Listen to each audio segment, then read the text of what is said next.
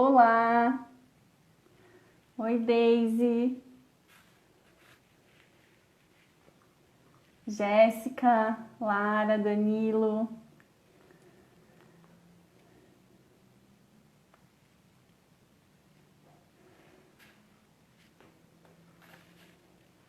Vamos esperar daqui a pouquinho a Rebeca vai entrar.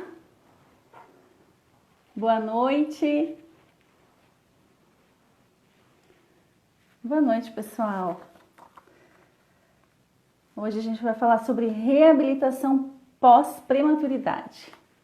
Fisioterapia, por que fazer.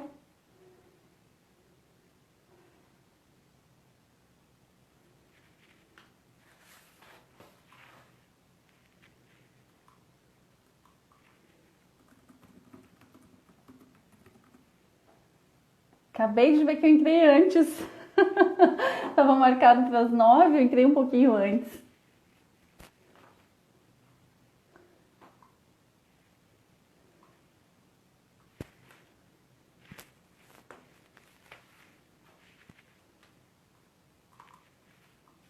Gente, hoje vocês vão conhecer a Rebeca. Vocês vão amar a Rebeca. Ela é muito 10. A primeira fisioterapeuta do Léo, meu filhote.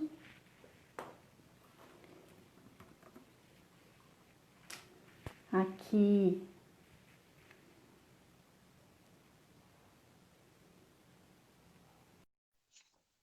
Estão me ouvindo bem, pessoal? Oi, Rê! Olá, Ayla. Tudo Oi! bom? Vou Tudo baixar um bem, e pouquinho. você? Tudo ótimo, boa noite. Boa noite, que bom te ver, que saudades, como sempre, né? Eu sempre falo. Ai, que saudades de vocês! Saudade de você do Leozinho. O último encontro foi na Reatec agora, né? Foi sim. Tem até foto. Então, eu tava falando pro pessoal aqui. Ai, eu vou colocar o. Vamos ver se dessa vez eu acerto, Rê. Põe Vou o tema no colocar. fixado, né? Vamos ver. Quer ir Eu falando? Eu vi, coloco parece que. aqui, daí você fixa, se Ah, você eu quero. quiser. Não, Então você tá. pode fixar. Acho que você consegue, né? Ou não? Vamos tentar. Fixar. Tá. Pessoal, só um pouquinho de paciência que a gente tá fixando o tema aqui para quem estiver Tudo bem. entrando. Reabilitação pós-prematuridade. E eu coloquei fisioterapia, pós-prematuridade. Pronto, mesma coisa. Você que fixa, Ayla, eu não consigo fixar. Você é hostess da Ah, noite. tá.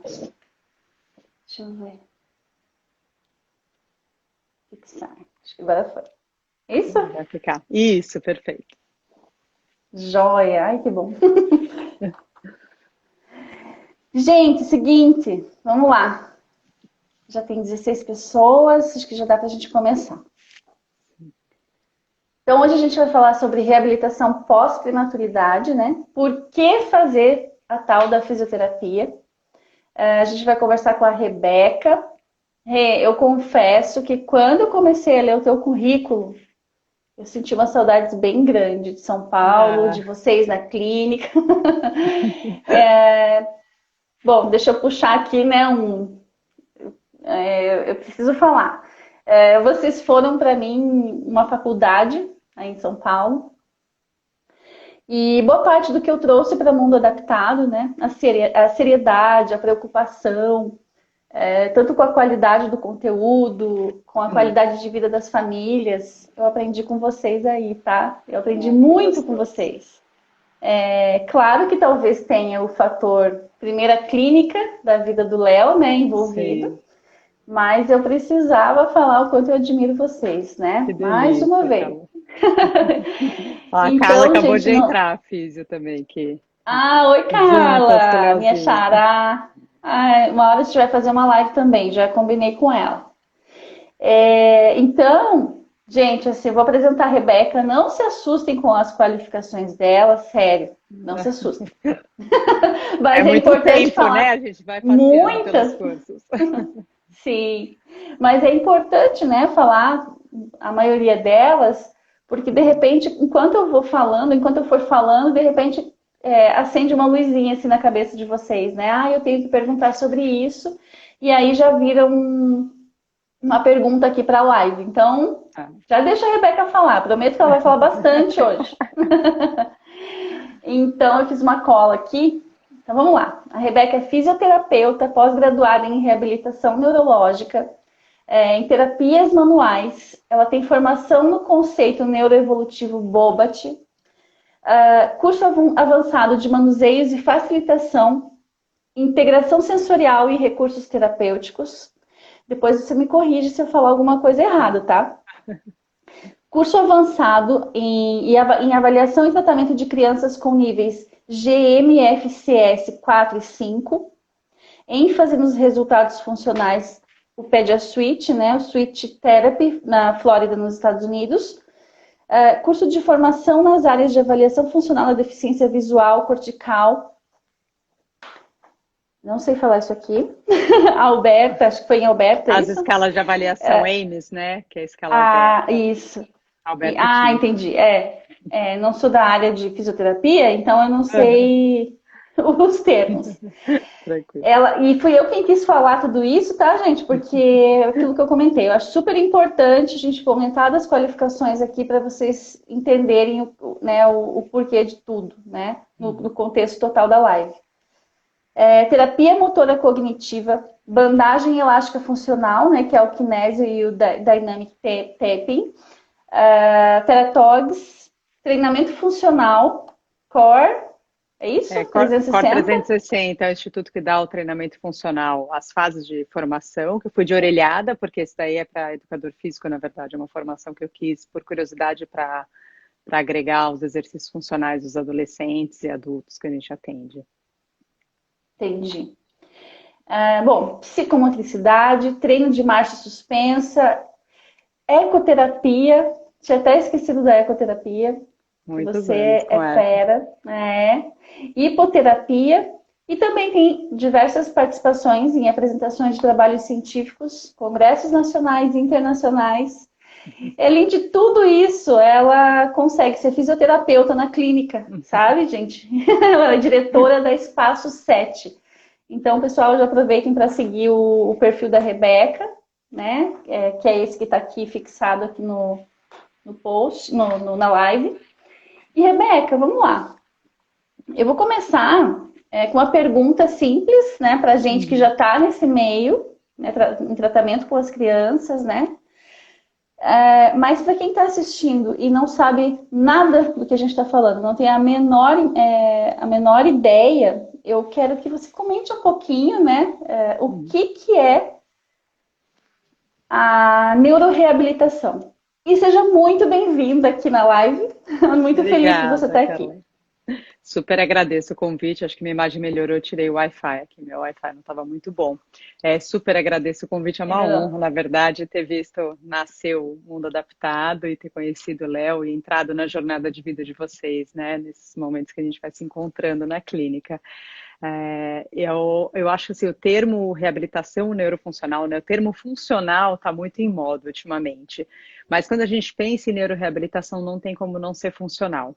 E quando a gente pensa em reabilitação pediátrica, né, o funcional, a gente fala que a função da criança é o brincar. Então, a reabilitação neurofuncional é um termo amplo, guarda-chuva que engloba todos os profissionais que podem atuar em algum momento de vida das crianças. Não digo que para todas as crianças elas precisam de todos esses profissionais, mas essa lista engloba fisioterapia, terapia ocupacional, fonoaudiologia, psicoterapia, pedagogia ou psicopedagogia, a educação física, a musicoterapia, Nossa. A educação física, o esporte adaptado, a natação adaptada.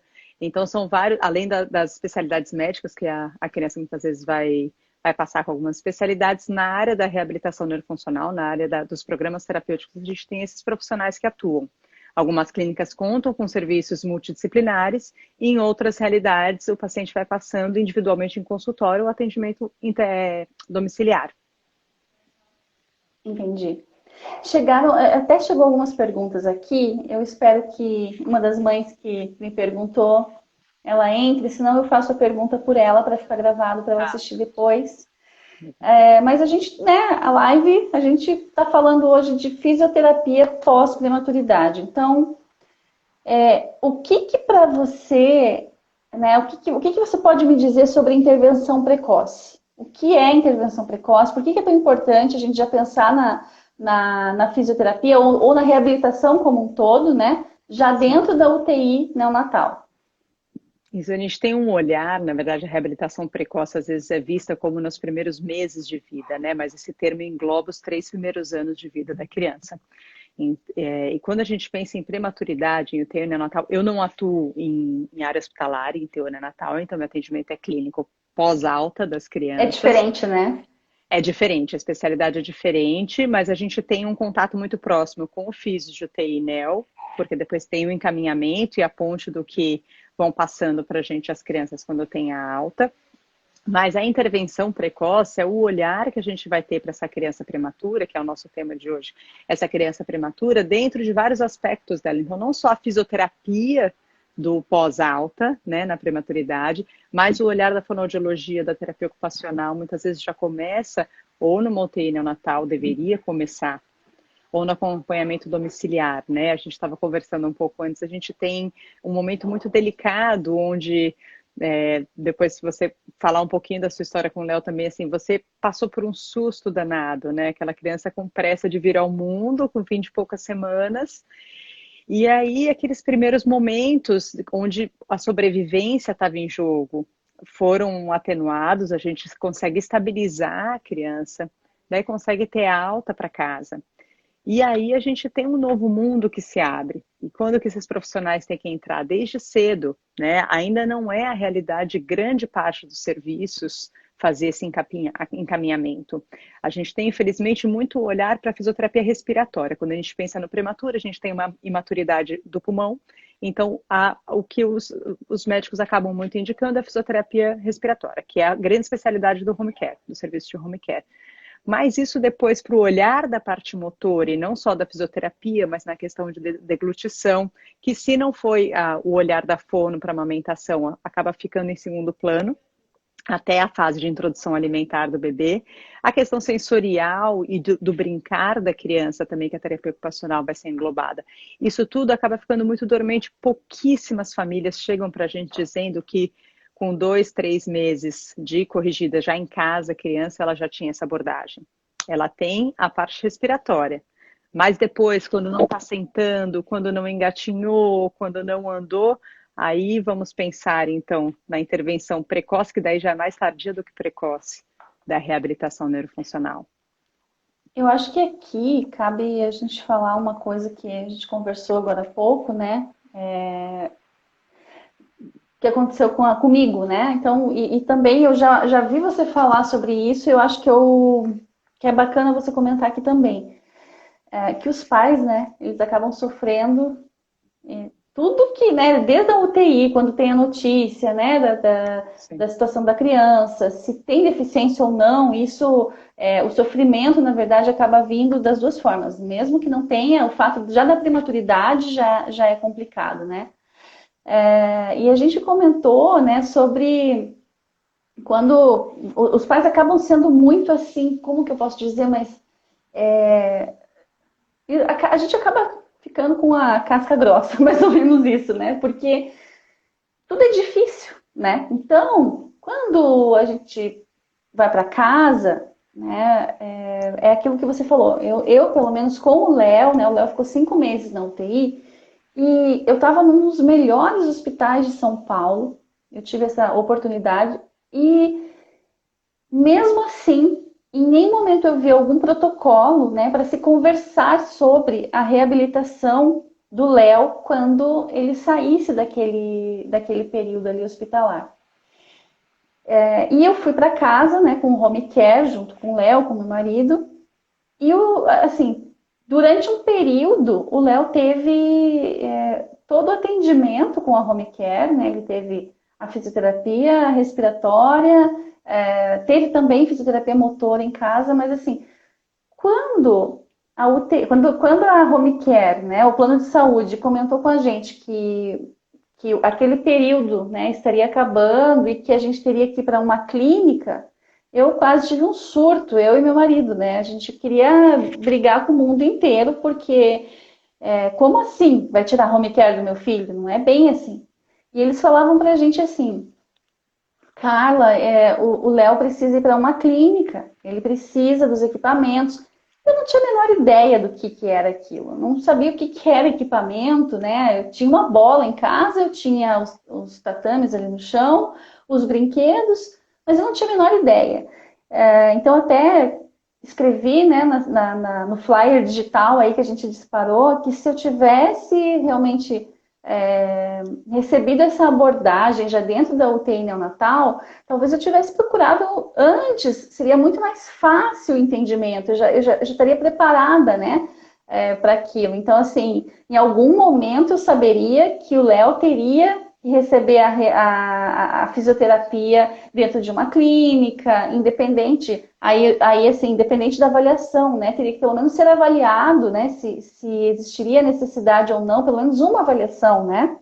No caso dele, a gente já sabia que a fisioterapia era importante, mas existem prematuros que, né, precisa da avaliação para entender se vai ter essa necessidade. E vocês são as melhores pessoas. Então, a abordagem é totalmente diferente de uma home care para uma clínica. E o que eu fiz? Eu fui procurar na internet, assim, eu tive muita sorte de estar perto de vocês, né, de morar perto da clínica de vocês, e conhecer pessoas assim com tanto conhecimento. Então, assim, eu sempre falo, eu fui direcionada, né? Por Deus, porque não sei como eu encontrei. Ah, enfim, então me fala um pouquinho sobre isso, né? Sobre essa abordagem dos hospitais, das UTIs, o porquê que isso é importante, né? Qual que é a diferença? O que faz diferença na vida de uma criança prematura? Se começar antes ou depois. É Isso, a isso. gente tem os dias de ouro, né? Os 1000 dias de ouro do desenvolvimento infantil.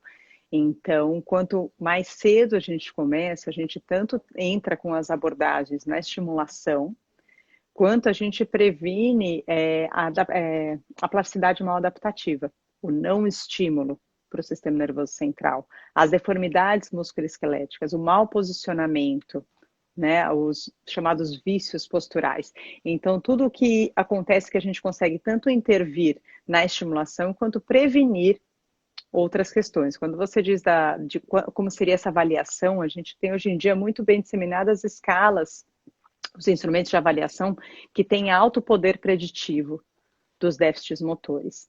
Mas isso também é muito delicado, porque quando eu aplico uma escala onde eu tenho 95% de chance de um quadro motor grave, essa informação tem que ter muita sensibilidade para ser passada para os pais, porque a gente não pode nunca sentenciar a vida dessa criança com um instrumento de avaliação precoce. Mas sim, ele pode guiar e a gente mostrar para os pais que precisamos ter um olhar sério, para conseguir trazer essa criança no melhor desenvolvimento motor possível para o quadro dela.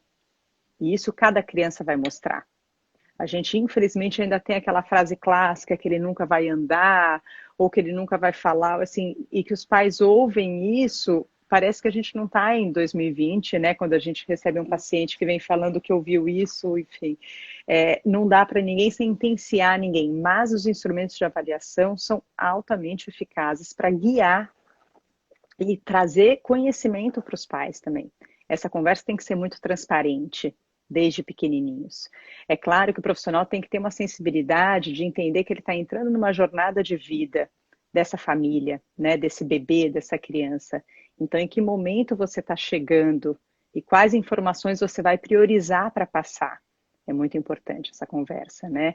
Então, a gente não pode chegar descarregando 1000 orientações para uma família que está se adaptando a um pós-alta, se adaptando a uma realidade, um recém-diagnóstico. Tudo isso vai ter que ser muito, muito bem sentido e o tato do profissional para ir aos poucos priorizando as informações e deixarem elas serem digeridas e assimiladas. E hoje em dia a internet está aí para grande parte dos familiares que já saem atrás de informação. Mas também não deixar tirar o ânimo, né? Não só a esperança, mas o ânimo da descoberta desse bebê. Então, cada criança tem um potencial enorme para mostrar para a gente dentro das suas limitações. Nós não temos como determinar quais vão ser elas em longo prazo. Mas hoje, se eu encontro o Léo e eu sei que ele pode ter uma limitação numa resposta, num acompanhamento ocular, eu vou ajustar brincadeiras para ele me mostrar o máximo de potencial que ele tem dentro das limitações dele de hoje. Então, os instrumentos vão trazer bastante isso. Acho que a gente ter essa sensibilidade na conversa e na transparência na conversa com as famílias é de toda forma essencial.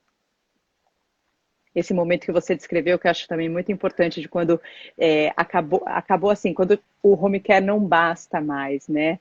Eu tive uma live na semana passada com a Ana Luísa, da Helper Kids, que faz atendimentos domiciliares de bebês, e a gente estava discutindo muito isso. Muitas vezes tem uma resistência muito grande das famílias para sair do ambiente protegido, porque esse bebê era de risco, ele, né, precisa de mil auxílios, mil suportes, que você sabe muito bem, e de repente você vai ter que ir para o mundo com ele buscar profissionais. Isso é muito delicado. E daí, quando você se depara com outros profissionais em clínicas, você vai também ver não só bebês de UTI, porque quando você estava com mães de UTI, você estava todo mundo mais ou menos no mesmo caminho dessa jornada. Quando você se encontra numa sala de espera de uma clínica de reabilitação neurofuncional, você vai encontrar bebês, crianças, dependendo da clínica, claro, mas você vai encontrar bebês, crianças, adolescentes. E aí, como você se depara com tudo isso, como vai ser digerido por cada pai? É interessante realmente essa abordagem, porque pensando por esse lado, né, quando a gente sai do hospital, a gente tem passa por um processo, né, e os médicos são claros, a gente não pode sair de casa muitas vezes por um bom período, né, para poder, enfim, a criança se adaptar com o meio, com o ambiente, tudo, e realmente, então entra naquilo que a gente tinha falado no começo ali, né, quando a gente perde muitas vezes a home care, ou mesmo com a home care, a gente precisa procurar uma clínica, né? Porque é outra abordagem. Teve uma pessoa que comentou que é totalmente diferente uma abordagem da outra, né? E não tem certo e errado, só é diferente. Isso não é melhor ou pior, mas são fases do processo de reabilitação, ou muitas vezes elas vêm concomitantes. A gente tem pacientes que fazem a reabilitação em casa e vêm para a clínica e a gente conversa com esses profissionais e tem uma troca para priorizar as orientações que vão ser feitas dentro de casa. E os desafios muitas vezes maiores que a gente tem mais equipamentos para fazer em uma clínica. E esse ambiente também é necessário, muitas vezes, o vir para a clínica, né? Ou se deparar com o mundo fora. E é um mundo novo, né? É algo que a gente realmente não está acostumado. Então, também é natural no início a gente colocar uma barreira, né? O pai e a mãe colocar uma barreira. Eu fiz isso. Eu briguei com o home care, eu briguei com o plano de saúde, né? Principalmente porque eu achava um absurdo. Então, mais uma vez, né? Como é importante os médicos, né? Pediatras neonatais, mas também os fisioterapeutas neonatais, né? Os fisioterapeutas que estão lá dentro da UTI, já vão conversando com as mães, né? E com os pais, para mostrar qual que é a diferença de uma coisa ou de outra. A gente sabe que dentro da UTI é complicado muitas vezes, porque ali, qual é a prioridade? A prioridade é a vida, né? É salvar muitas vezes a vida daquela criança. Então, tem horas que nem se pensa, né, no depois. Mas em algum momento, e eu acho mais uma vez, isso deveria virar um protocolo, sim, né, isso precisa acontecer. Para o bem de todos, para o bem da criança e para o bem do psicológico dos pais que já passam por, enfim, N situações difíceis, né? Que todos os profissionais precisam estar muito, muito alinhados, assim, em como conversar com eles, né? Exato. Cada momento de vida, cada um está passando suas fragilidades, suas lutas diárias, suas expectativas, a realidade da família quando tem outros filhos ou quando teve outras perdas. Então, essa empatia, essa sensibilidade do profissional é essencial na hora do acolhimento desse primeiro momento do bebê prematuro que muitas vezes não está mais tão bebezinho e está saindo de casa. e como que vai ser essa nova fase, né? A gente vê o bebê crescer, né? Para os pais, você sentir que você está encarando uma nova fase. Essa nova fase talvez seja uma rotina de clínica, de sala de espera de clínica. É sensível no começo, mas é muito rico também a troca entre as famílias, a troca de experiências. Eu acho que isso traz também o não estar sozinho e você encontrar com uma outra mãe de criança que já está com 8, 10 anos de idade, enquanto você está com seu bebê de 1 ano, e vocês trocarem e essa ajuda. Claro que as redes sociais, eu acho que né, a gente está numa fase de lives sensacionais e compartilhando conhecimento, a gente poder alcançar pessoas de várias realidades, de várias cidades, e os pais conseguirem acesso a essas informações é essencial, para poderem justamente fazer o julgamento deles e as escolhas. Com certeza. Rê, deixa eu te falar uma coisa aqui. Eu tô vendo que tem bastante perguntas. O que você me Eu não estou sugere? anotando, tá me Nem passando eu. aqui, né? A gente teve algumas da caixinha, eu acho que algumas a gente puxa da caixinha, mas também a gente já entra para essas daqui. Eu vou puxar para cima, então, e a gente corre aqui Eu atrás. acho Você que quer se a passar gente não alguma da caixinha? responder, a gente Não, vai todo acabar. mundo vai ter Não, resposta eu aí. digo se não responder assim, né, devagar, Sim, a gente vai sim, se perder. Então vamos lá, né? Deixa vamos. eu. Meu Deus. Tô feliz, gente. Isso mesmo, podem mandar. Agora, onde que eu vou achar a primeira? Vamos Eu te lá. mandei a da caixinha, eu vou achar aqui Peraí. Ah, você mandou no WhatsApp? eu acho que eu mandei no seu WhatsApp. Tá, deixa eu ver. Não estava olhando ele aqui, pessoal. Só um pouquinho. Ah, se eu não me lembro, era sobre todo bebê prematuro precisa fazer fisioterapia, uma delas, não era? Algo assim. Acho que foi a Regiane quem mandou sobre se todo bebê prematuro precisa fazer a fisioterapia no Tá, momento da alta. Isso depende, na verdade, mas dependendo do tempo de internação e do tempo de prematuridade, sim. Pelo menos avaliações, né, em escalas como GM, que é General Movements, com profissionais capacitados para isso, para ver como e acompanhar por um período esse bebê vai ser essencial. E cada profissional saber também até onde vai a sua especialidade, né? Isso que a gente estava falando. Você tem um home care que muitas vezes veio da alta hospitalar. Esse profissional, a qualificação dele vai ser diferente da minha. Eu não sou especializada em fisioterapia respiratória, eu não sei atender fisioterapia respiratória porque eu atendi há 20 anos na residência da faculdade, então não sei fazer isso e a gente não dá para todo mundo saber tudo. Então você saber com indicar para o certeza. colega, poxa, você vai ser mais especializado nisso, você é especializado, eu não sou, e a gente se complementa nessa atuação, é essencial. Muitos atendimentos domiciliares, ela fez até um comentário aqui que discorda, né, que a qualidade em casa. E eu não digo de equipamento, porque eu acho que nós não somos, a gente não busca excelência de atendimento pela quantidade de equipamentos que você tem. Os equipamentos vão ajudar e também não tendo equipamento, todo mundo se vira quando você tem conhecimento. Então, o repertório de conhecimento de você ir atrás, e isso acaba muitas vezes tendo um custo que é diferente, infelizmente, na realidade de atendimentos por plano de saúde, de home care ou de algo assim. E, graças a Deus, hoje em dia a gente tem liminares de justiça que estão viabilizando atendimentos de pacientes que não poderiam pagar consultas mais elevadas, e a gente sabe que é uma jornada de vida longa, então não é uma reabilitação de coluna que você vai fazer 15 sessões, 20 sessões, e seu problema está resolvido. Então, isso é também um olhar delicado quando a gente pensa na reabilitação do prematuro que está começando de pequenininho e tem um tempinho bom pela frente, dependendo de cada caso. Com certeza. Ah, eu consegui abrir aqui no meu Note, fica mais fácil. Que veio bastante, né? Teve Sim. um pai aqui que perguntou, que falou que, né, a filha dele só começou a sentar com 9 meses. Parece que ele não sabia disso também, né? Sobre, enfim, que ele poderia fazer a fisioterapia.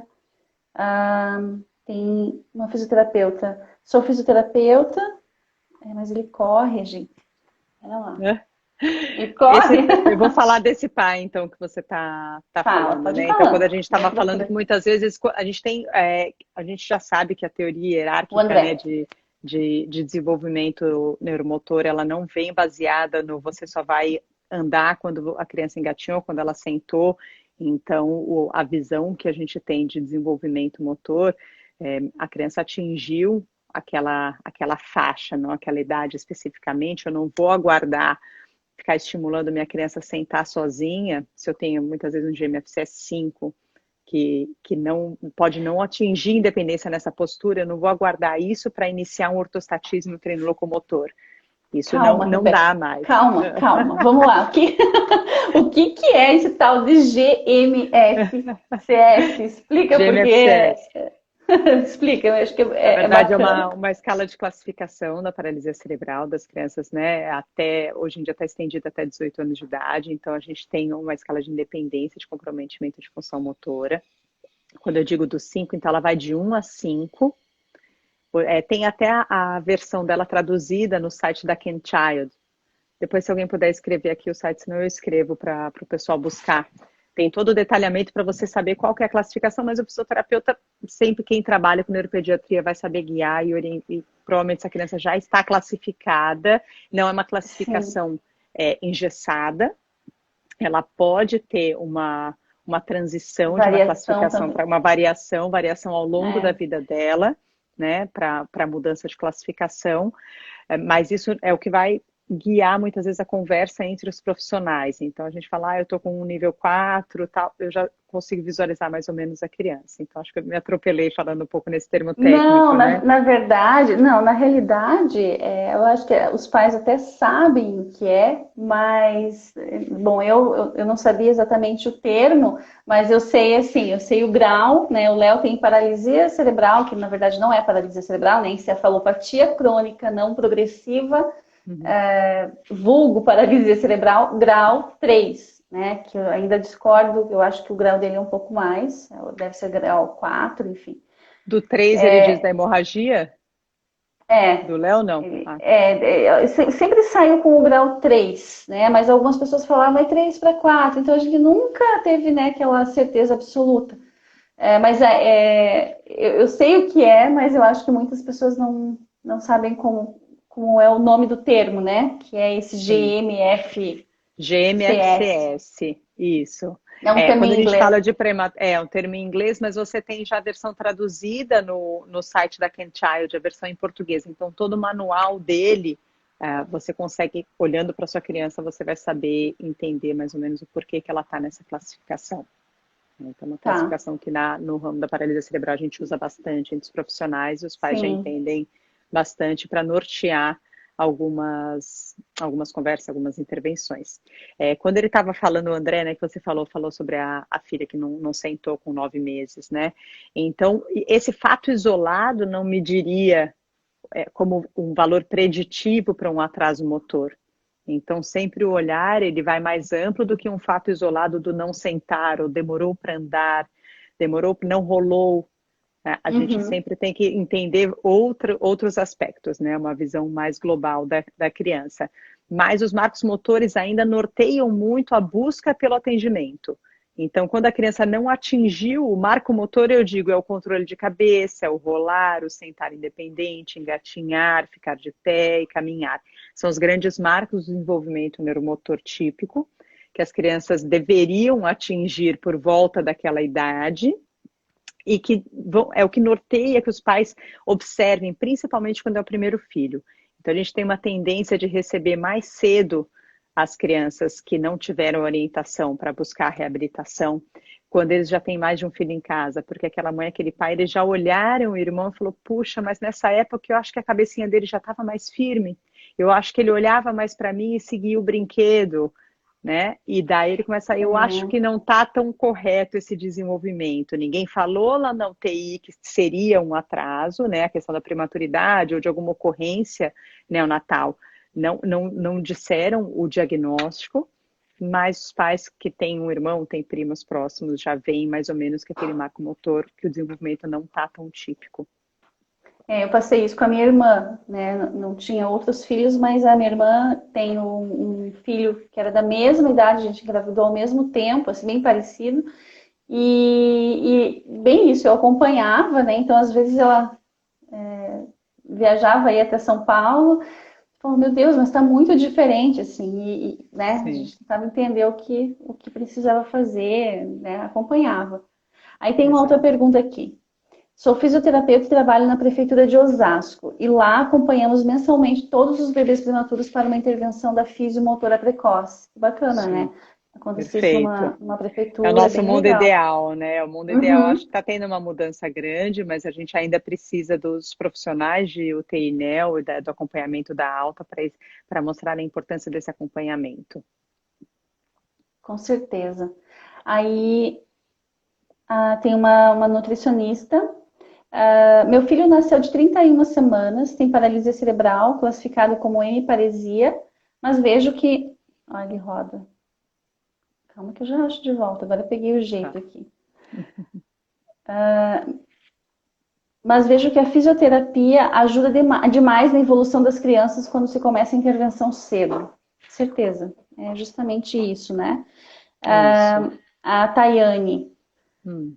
vai me cortando, tá? Se você tiver alguma coisa para falar, me Tá. Não, eu corta. tô achando, achei mais duas perguntas aqui, daí você Eu me fala. agradeço muito todos os profissionais da UTI onde minha filha ficou, porque eles deixaram bem claro a importância da fisio pós-hospital. Ajudou para que ela Perfeito. tivesse intervenção precoce. Que legal! Olha que bacana. Excelente, Então já está excelente. acontecendo.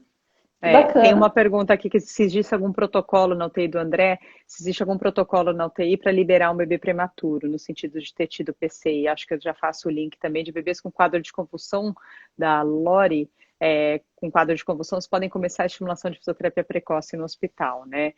Então, você ter o protocolo, na verdade, para liberar, foi o que eu falei, eu não trabalho em UTI, então não sei como são os protocolos de liberação, mas dependendo de cada bebê, da fragilidade quanto a manuseios, isso pode ser limitante de alguns manuseios, algumas intervenções terapêuticas, mas de forma geral, essa terapia já acontece, se não englobando a parte respiratória, ou não como exercícios, mas muitas vezes a intervenção do profissional vai ser no posicionamento, em evitar deformidades, evitar mal posicionamentos, facilitar a absorção de estímulos por um bom posicionamento do bebê, isso já acontece lá na UTI mesmo em incubadora. E a questão da convulsão, que está perguntando se o bebê com quadro pode começar a estimulação também no hospital, isso vai ser bem ajustado, isso depois quando vai para casa também, com as medicações. Então, o horário de medicação, o horário de Uhum, alerta, isso vai guiar muito um melhor desempenho nas terapias. verdade. Inclusive o horário das terapias, né? O Léo é uma criança que não consegue fazer Sim, fisioterapia de manhã, ele não consegue. Ele e toma não tem por que medicação, insistir, né? ele tem aquele soninho do remédio, então não tem Sim. é doído assim.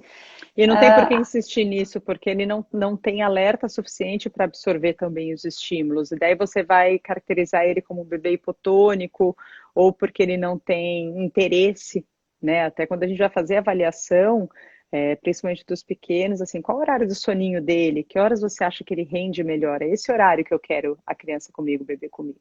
Eu não quero sim. num pré-soneca, que ele vai sair daqui azedíssimo, né? No Aham, pré-almoço ou algo assim. Então, é, você guiar e os pais vão conhecer melhor do que ninguém o horário, o melhor horário da criança. com certeza. É, olha, a Ayla, achei que a primeira da Ayla, ela falou que ela fez tudo. Eu que me virei para procurar todo o tratamento das meninas, principalmente a respeito dos métodos terapêuticos. Bom, Ayla, você nem vou comentar aqui, né? Porque a gente sabe que você é uma super Super mãe de gêmeos. agilizada.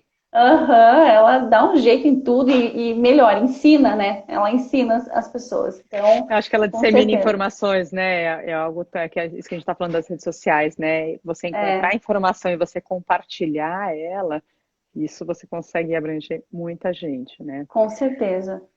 Teve essa Ah, pergunta do padrão espástico, você achou? pode falar? Não, Gostaria de não. saber. Nutrir Auliane Azevedo. Gostaria de saber se o padrão espástico vai melhorando de acordo com a idade da criança, onde ela vai recebendo os comandos e entendendo. No caso, meu filho ele tem 2 anos e meio, com cognitivo preservado. Então, é claro que falando de uma forma geral, sem conhecer, né, o filho, mas essa questão do padrão, né, a classificação do tônus, de forma geral, muitas vezes ele é mal interpretado e mal classificado. A espacidade, ela cobre muito quadros distônicos, de de forma geral, né? Mas vamos deduzir que ele tem, assim, a espasticidade pura, propriamente dita.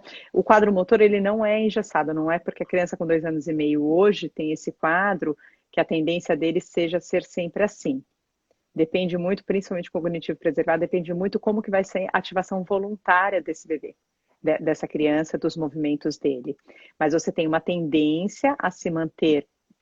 Ele não vai ser um bebê, uma criança hipotônica, por exemplo. Então, se hoje ele é espástico, não dá para garantir, mas assim, é muito difícil que daqui 2 anos ele seja uma criança hipotônica. Porém, um padrão de movimento de hoje não quer dizer que vai ser para sempre esse padrão de movimento, porque quando a gente tem a influência de atividade voluntária, né, intenção de movimento e maior ativação voluntária, você pode ter mudanças de padrões que estão estabelecidos agora no comecinho da vida da criança, que é o que a terapia busca bastante. Uhum.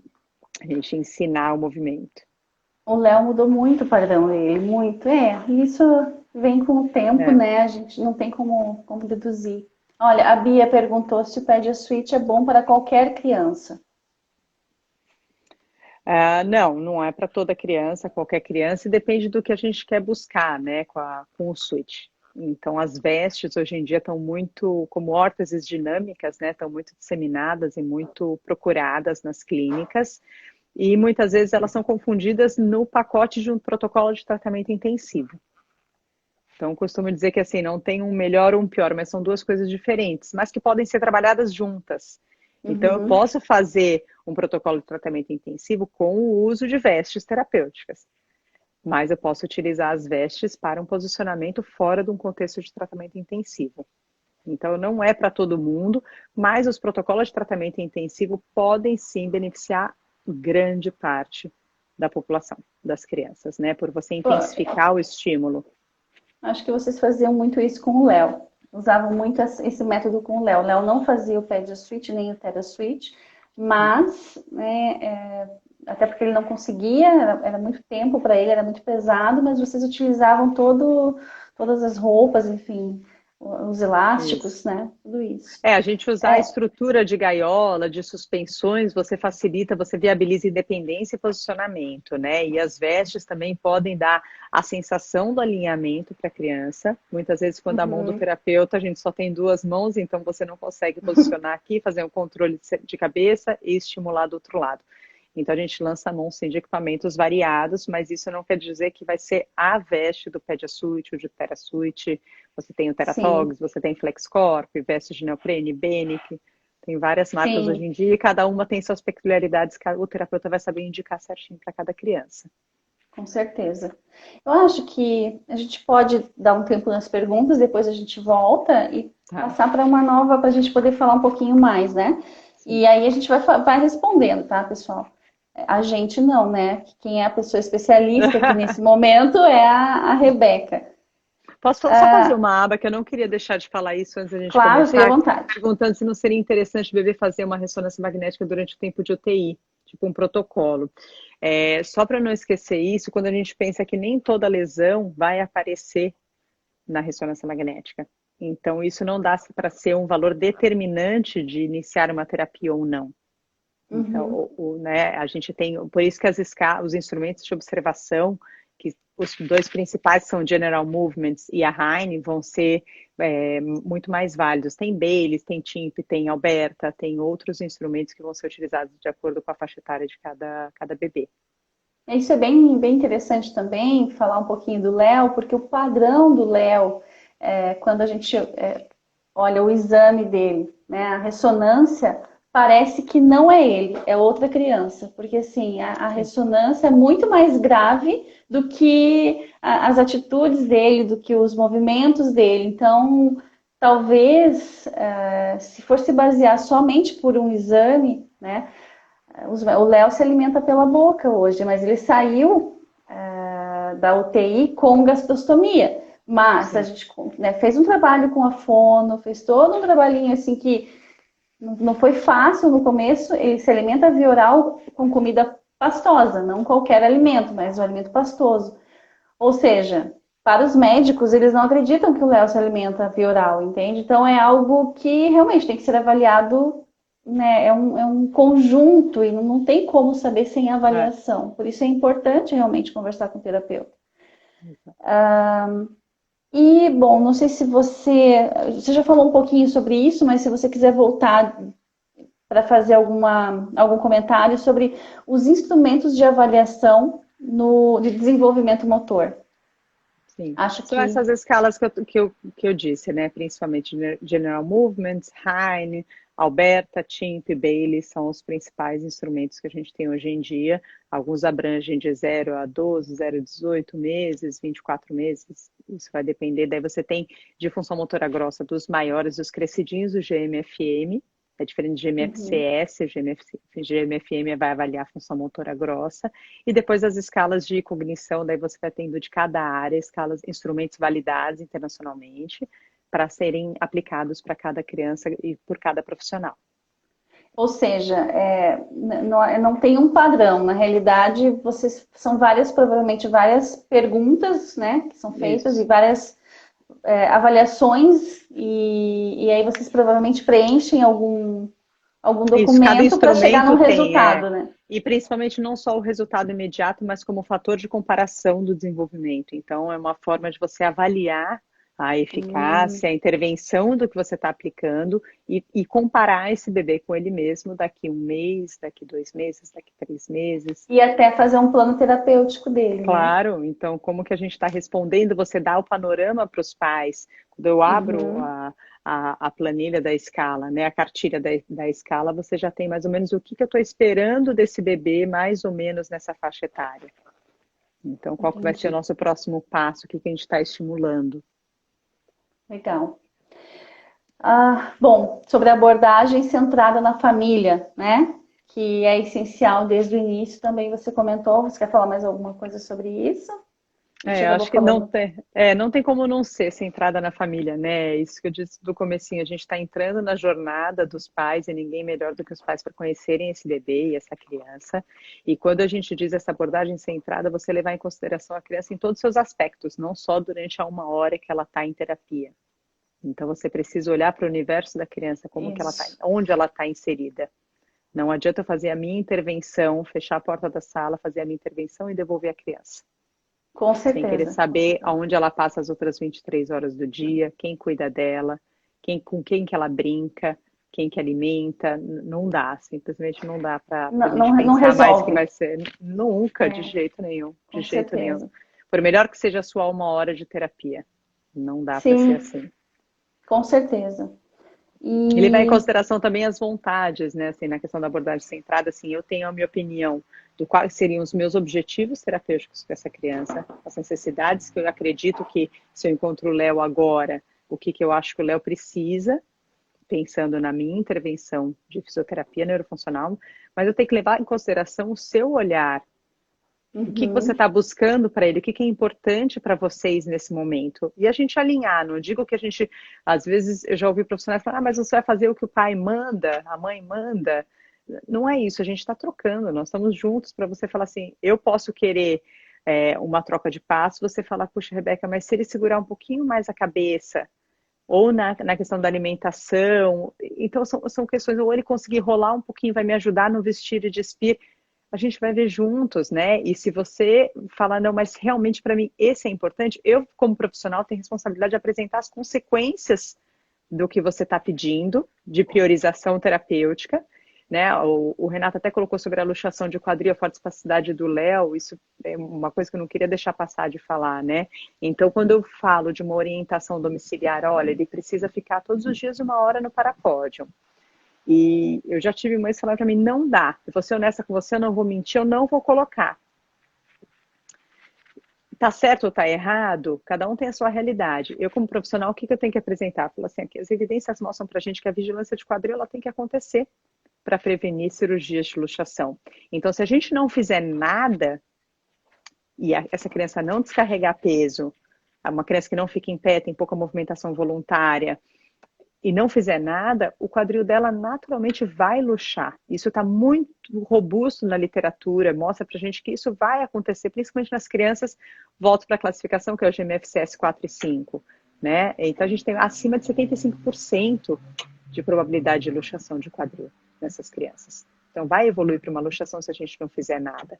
E daí você vai ponderar com a família como que vão ser as prioridades das orientações domiciliares. Com Porque em certeza. terapia eu não posso gastar 60 minutos da minha terapia com uma criança em pé estática no parapódio. Isso, Uhum. o ideal é que isso seja feito em casa, porque em terapia a gente vai entrar com atividades mais dinâmicas e funcionais.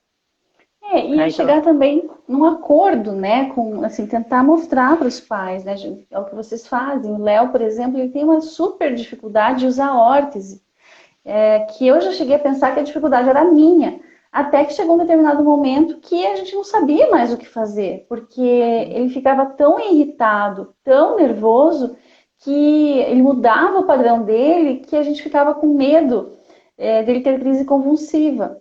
Então, eu não fazia o tempo todo, não, né, sim, não consigo, é uma criança que não deixa, fica muito irritado e assim, a gente sabe que um dente nascendo nele gera crise convulsiva.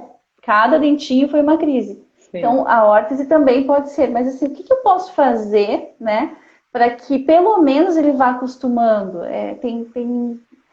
É uma força de vontade que os pais têm que ter, né? E isso eu acho que a É, Ayla faz muito bem com as meninas. Ela, inclusive, mostra, né, como ela sim. faz.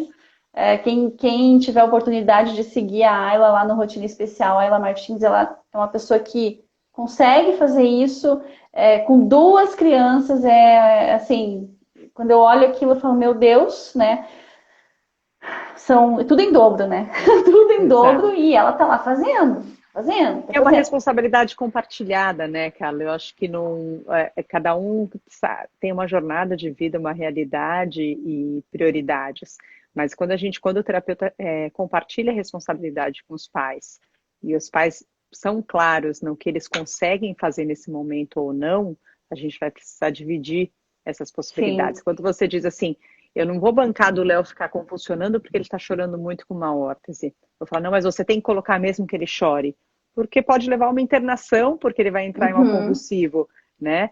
Mas eu preciso esclarecer com você que, assim, o não uso da órtese, num caso de um pé Com espástico, certeza. vai trazer uma deformidade. Então, Vai. vamos tentar sentir, assim, quanto que seria o mínimo de uso? Será que em alguns momentos que ele ama aquele desenho maravilhoso e a gente coloca a órtese, tem de certeza que isso não está machucando o pé dele, né?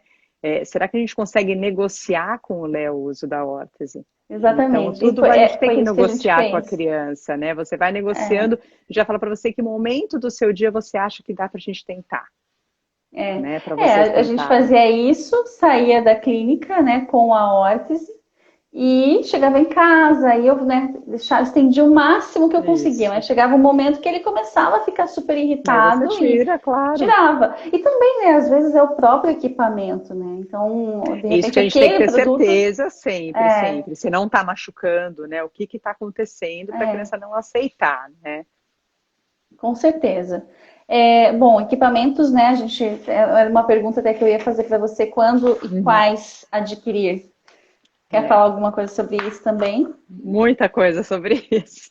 Teve um texto Gente do muito céu! lindo ontem que eu compartilhei nos meus stories acho que a mãe da Maria Alice, se eu não me engano, falou sobre a questão dos equipamentos ontem e foi um texto muito sensível, muito emocionante, que faz a gente repensar muito sobre a maneira que a gente aborda os pais na orientação de equipamentos.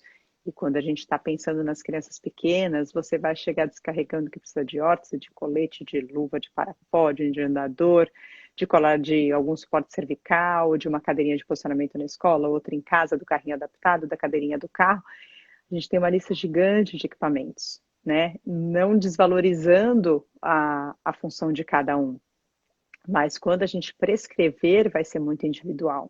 Não tem uma lista para uma Uhum. criança nível 5, ela precisa disso, disso, disso, disso. Não é É, assim. Né? Você tem um momento de vida de cada criança, a realidade de reabilitação. Né? Então, como que é o programa terapêutico de cada um? Quanto tempo ele passa em casa? Quanto tempo ele passa no carro para as terapias? Quem que vai estar cuidando dessa criança para garantir que ela vai estar bem posturada no parapódio, por exemplo? Então, dependendo quem é o cuidador, será que aquele vai ser o melhor momento, né? Quantas vezes a gente já pegou criança com bolha no calcanhar porque não estava com o pé bem posicionado na órtese? sim. Porque lá na escola não sabiam, tirava a órtese e não sabia colocar de volta. Então é melhor não colocar, porque vai machucar. Vamos negociar Uhum. outros momentos que outras pessoas coloquem com maior segurança. Então, a lista de equipamentos não tem receita pronta para prescrição de equipamentos. É um olhar muito individual. Eu tenho uma gama enorme de parapódios, de andadores, de coletes, de cadeirinhas. Isso vai ser muito individual. Você tem que avaliar o padrão da criança, a realidade da família, o ambiente que tem, porque eu vou prescrever um monte de equipamento para uma família que mora num apartamento de 50 metros quadrados. Onde que ela vai colocar tudo isso? Pois é. Com certeza, é complicado realmente você contar o custo de tudo isso, né? Além do custo, claro. Bom, e sobre o ortostatismo, né? Precoce, o que você poderia falar pra gente? Bom, aí por toda essa conversa que a gente está tendo aqui, a gente já consegue ter a ideia de como realmente precisa ter uma avaliação, né, de um profissional saindo da UTI, né? Totalmente diferente, é outro foco. Quando a gente fala em ortostatismo, especificamente do ortostatismo precoce, né, o precoce dele, na literatura hoje em dia a gente já encontra com 9, 10 meses de idade, essa criança já deve ser começada a colocar de pé. Então, quando eu olho para o desenvolvimento motor típico, o bebê de 9, às vezes 8 meses já se puxa de pé. Então, ele já está tendo informação de carga nesse quadril. Para a gente evitar a luxação de quadril, a gente precisa que o acetábulo, a gente tem que ter descarga de peso. A gente tem que ter uma modelagem óssea favorável. E isso pode ser, né, quando não é feito de forma ativa no desenvolvimento motor típico, ele vai precisar ser feito de forma passiva. Isso está bem descrito na literatura que vai prevenir a luxação de quadril ou vai minimizar a evolução dela. O tempo de ortostatismo ele vai crescendo, não estou sugerindo que o bebê de 9 meses de idade, 10 meses de idade seja colocado por 1 hora no parapódio. Mas depois de 12 meses de idade, mais ou menos, toda criança já tem que estar assimilando como rotina diária o ortostatismo. Nas crianças 4 e 5, né? Ele vai ser passivo num parapódio. As crianças que desenvolvem marcha, têm mais mobilidade de pé, eu não tenho necessidade de colocar essa criança de forma estática no parapódio. Mas as crianças que não têm ortostatismo ativo e voluntário, ele precisa sim estar bem posturado no parapódio, na postura ereta, de pé, com descarga de peso nos pezinhos, por 40 a 60 minutos para a gente se beneficiar tanto de prevenção de luxação de quadril, melhor sistema circulatório, gastrointestinal, densidade óssea, né? E além de tudo isso, a criança gosta de ficar de pé. Ela pode não gostar no primeiro dia, ela pode estranhar, mas com tudo isso eu dou uma informação, um alerta diferente, um controle cervical diferente no momento do brincar. A informação, né? A formação dessa programação corporal dele de pé é o que a gente quer levar. Com certeza. Eu ia falar alguma coisa para você, mas bom, vou deixar em aberto aqui, gente. Faltam 2 minutos para a gente terminar essa live. Porque eu comecei um pouquinho antes, né? Eu entrei um pouquinho antes e não percebi, entrei. Só tem um monte de pergunta aqui pra gente responder. Eu tô baixando aqui, tem um monte. Eu sugiro a gente sair, né? Pra não correr o risco do Insta, né, derrubar, de repente a gente, por algum motivo, que eu não sei se eles ainda estão fazendo isso, né? Se ainda tem 1 hora. E aí a gente retorna já. Eu só vou salvar a live e retorno. Tudo bem para você? Tá ótimo. Eu não sei se a gente consegue acessar as perguntas aqui, se você tiver com elas acho que não vai conseguir. Tá, daí quem quiser ainda que a gente responda, a gente abre mais uns 15 minutinhos para responder. Se a pessoa puder entrar de novo na outra live e colocar a pergunta pra gente, a gente não Eu acho melhor. Ela. Pode ser. Tá ótimo. Pode ser, pessoal. Então voltem, tá? A gente não tá terminando a live, é só realmente por segurança para poder deixar essa live gravada. E daí vocês perguntam novamente e a gente, né, o que a gente lembrar aqui, a gente vai falando. Tá ótimo. Não vou nem me despedir. Então tá bom, tô encerrando. Até. Até.